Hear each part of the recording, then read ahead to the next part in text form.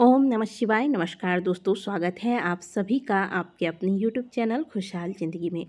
दोस्तों, जीवन में यदि सबसे बड़ा कोई दुख है तो वह दुख है गरीबी, वह दरिद्रता। तो यदि हमारे घर में दरिद्रता का आगमन हो गया है या हम गरीबी से परेशान हैं या कर्ज से घिरे हुए हैं, तो ऐसे में क्या करना चाहिए कि इन समस्याओं से हमें छुटकारा मिल सके। क्योंकि जैसा कि पहले ही हमने बताया कि दरिद्रता जीवन का सबसे बड़ा दुख है। जीवन में और अनेक अनेक सुखों को प्राप्त करने के लिए व्यक्ति तभी सोचता है जब व्यक्ति का पेट भरा हो। जब पेट में दो दाने पड़े होते हैं तभी व्यक्ति कहीं और दिमाग लगा सकता है, और पेट भरने के लिए पर्याप्त धन होना बहुत आवश्यक है। तो दोस्तों, आज के वीडियो में हम बात करेंगे कि किस प्रकार से कुछ नियमों को आप अपने ज़िंदगी में अपनाकर कुछ विशेष कार्यों के द्वारा आप अपने जीवन से दरिद्रता को दूर कर सकते हैं, गरीबी से छुटकारा पा सकते हैं। यदि आप कर्ज में डूबे हुए हैं तो कर्ज से आपको छुटकारा मिल सकता है। देखिए, गरीबी अपने आप में इतना बड़ा कष्ट है, इतना बड़ा दुख है जिसको मात्र आप इन नियमों व कार्यों से ही समाप्त नहीं कर सकते हैं। लेकिन फिर भी यदि आप इनको अपने जीवन में उतारते हैं तो निश्चित तौर पर आप स्वयं महसूस करेंगे कि जीवन में सकारात्मक बदलाव होने लगा है। आप स्वयं देखेंगे कि आपकी स्थिति पहले कुछ और थी, और जब से आपने इन कार्यों को करना आरंभ किया है धीरे धीरे परिस्थितियाँ बदलने लगी हैं। और आप मन लगाकर इन कार्यों को कीजिएगा। ऐसा नहीं कि उत्साह में आकर आपने 1 दिन किया, 2 दिन किया, बाद में फिर वही आपका रवैया है तो आपको इसका कोई रिजल्ट नहीं मिलेगा। किसी कार्य में हमें सफलता तभी मिलती है जब हम मन लगा के उसे पूरे विश्वास और समर्पण के साथ करते हैं। तो चलिए जानते हैं कि करना क्या है आपको। वीडियो को आरंभ करने से पहले आप सभी से रिक्वेस्ट है कि वीडियो को लाइक करें, और अगर हमारे चैनल पर पहली बार आए हैं तो चैनल को सब्सक्राइब अवश्य कर लें। तो सबसे पहली बात, क्योंकि हमारे दिन का शुरुआत ही होता है प्रातः काल से, तो प्रातः काल आप सभी घर में जितने सदस्य हैं प्रयास करें कि सभी सूर्योदय से पहले, जब धूप खिली हो उस समय तक बिस्तर में कोई घर में सोया ना हो, और सभी सूर्योदय से पूर्व जाग जाए। खास करके जो घर के मुख्य सदस्य होते हैं, या मैं बच्चों की बात नहीं कर रही, जो मुख्य सदस्य में जैसे कि पति पत्नी हैं, बच्चे हैं तो बच्चे थोड़ी लेट तक सो भी सकते हैं, लेकिन फिर भी बच्चों को भी बचपन से आदत लगाइए कि सूर्योदय से पहले जाग जाएं। और जो स्त्री पुरुष है घर के, ये सभी प्रातःकाल सूर्योदय से पहले जाग जाएं। और आजकल लोगों की एक आदत हो गई है बेड टी की, तो सबसे पहले तो अगर आप में से किसी को भी इसकी आदत है तो इसे त्याग दीजिए। एक तो कभी भी स्नान से पूर्व आपको कुछ खाना पीना नहीं चाहिए, जो नियम बताया गया है शास्त्रों में। दूसरी बात, सूर्योदय से पहले हमें जाग जाना चाहिए। और तीसरी बात, कभी भी बिस्तर पर बैठे बैठे खाना पीना नहीं चाहिए। तो ये तीनों ही शास्त्र विरुद्ध बातें हैं, और अगर आप दिन के शुरुआत में ही इसे करते हैं तो जीवन में परिवर्तन होना तो असंभव है।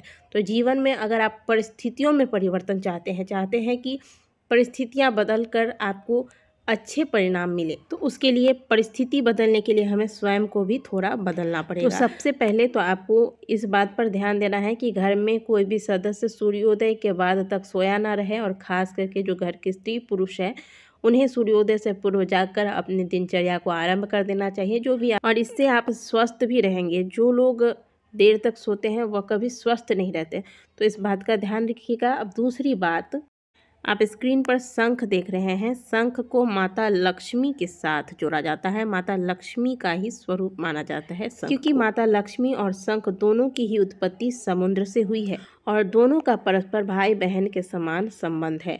तो जहाँ शंख को हम विराजमान कराते हैं वहीं पर माता लक्ष्मी साक्षात रूप में विराजमान हो जाती हैं। अब यहाँ पर सोचने वाली बात यह है कि शंख तो प्राय सभी घरों में है, तो फिर क्यों व्यक्ति गरीबी से या फिर धन संबंधी समस्याओं से परेशान है। तो बिल्कुल आपके घर में शंख होगा, या फिर बहुत से लोग ऐसे हैं जिनके घर में शंख है और इसके बाद भी वह गरीबी से या फिर दरिद्रता से या फिर धन संबंधी समस्याओं से परेशान है। इसका वजह यह हो सकता है कि आपने शंख तो रखा है लेकिन शंख का सही तरीके से प्रयोग नहीं कर रहे हैं। तो यदि आपके घर में शंख है तो आप प्रतिदिन का एक नियम बना लें कि आपके घर में भगवान विष्णु की अगर कोई मूर्ति है या लड्डू गोपाल जी है तो इनका स्नान अब आपको प्रतिदिन नियम पूर्वक शंख से करवाना है। और यदि आपके पास लड्डू गोपाल जी नहीं हैं और भगवान विष्णु की भी आपके पास फ़ोटो है तो अभिषेक कैसे करेंगे?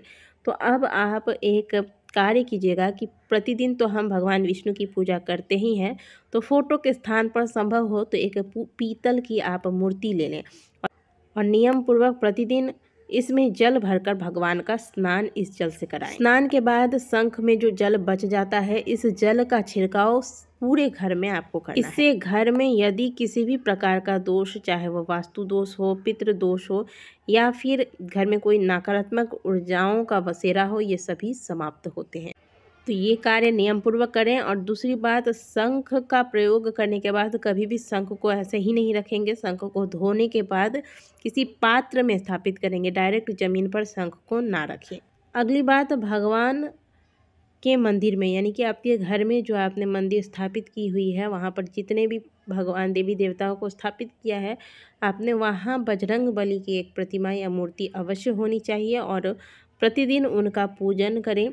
कलयुग में यदि कोई जागृत भगवान है तो केवल और केवल बजरंग बली हैं, तो बजरंग बली की साधना, बजरंग बली की पूजा आराधना अवश्य करें। घर में अगर कोई पुरुष सदस्य है तो उनसे कह के प्रति मंगलवार और शनिवार को बजरंग बली को सिंदूर अर्पित करवाएं। सिंदूर में आप चमेली का तेल या फिर घी मिलाकर इसका पेस्ट बनाकर आप बजरंग बली को लगवाएं। घर के पुरुष सदस्य से ही ये कार्य करवाना है और साथ ही प्रतिदिन हो सके तो भगवान के समक्ष बैठकर रामायण की चौपाइयों का आप पाठ करें। बहुत ज़्यादा समय नहीं होता तो कम से कम 1-2 चौपाइयों को सुने या पढ़ें। यदि आप माता लक्ष्मी को प्रसन्न करना चाहते हैं तो माता लक्ष्मी की पूजा हमेशा भगवान विष्णु के साथ करें। कहा जाता है कि भगवान विष्णु जहाँ होते हैं वहाँ माता लक्ष्मी स्वतः पधारती हैं। आपने देखा होगा कि हमेशा भगवान विष्णु के साथ माता लक्ष्मी रहती ही हैं और जहाँ माता लक्ष्मी अकेली रहती हैं, अकेली जाती हैं, अकेली भ्रमण करती हैं, वहाँ माता टिकती नहीं है ज़्यादा देर।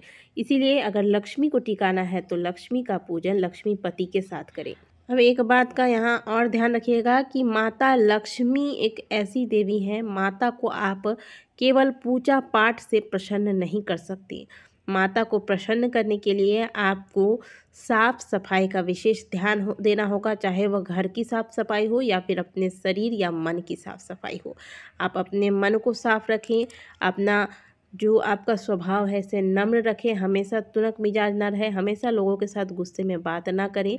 घर की जो गृहिणी खास करके होती है उन्हें हमेशा बन संवर के रहना चाहिए, चाहे परिस्थितियाँ कैसी भी है। आप थोड़ा सा अपने आप को संवार कर रखें, चेहरा पर मुस्कान रखें और प्रेम के साथ घर में सभी के साथ बात करें। इस प्रकार का व्यवहार आपको रखना चाहिए। ऐसी महिलाओं के घर में सदैव माता लक्ष्मी का वास होता है।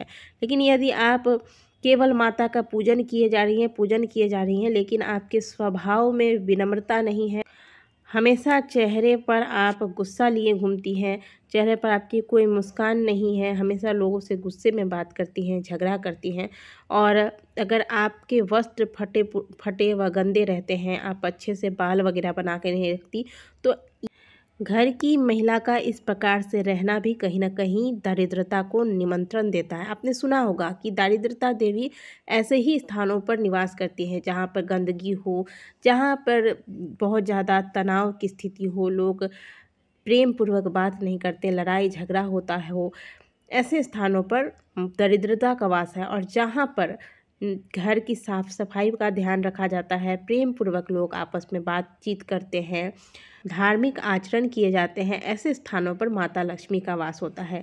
इसीलिए घर की महिलाएं खास करके, क्योंकि आपको ही गृह लक्ष्मी कहा जाता है, जब आप इन चीज़ों पर ध्यान देंगी तो स्वतः माता लक्ष्मी आपके घर पर वास करेंगी ही करेंगी। तो केवल पूजा पाठ पर ही आपको ध्यान नहीं देना है, आपको स्वयं पर भी ध्यान देना है कि आप स्वयं किस प्रकार से रह रही हैं। और घर की साफ़ सफाई, खास करके घर के साथ साथ घर के मुख्य द्वार को भी आप साफ रखें। सुबह शाम घर के मुख्य द्वार का दरवाज़ा खुला रहना चाहिए, घर में शांति का माहौल होना चाहिए। इन बातों का आपको ध्यान रखना है।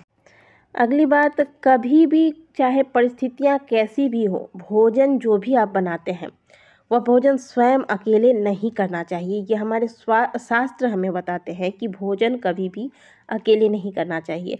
अपने लिए तो पेट सभी पाल लेते हैं, लेकिन जो दूसरों के लिए सोचे उनकी चिंता स्वयं भगवान करते हैं।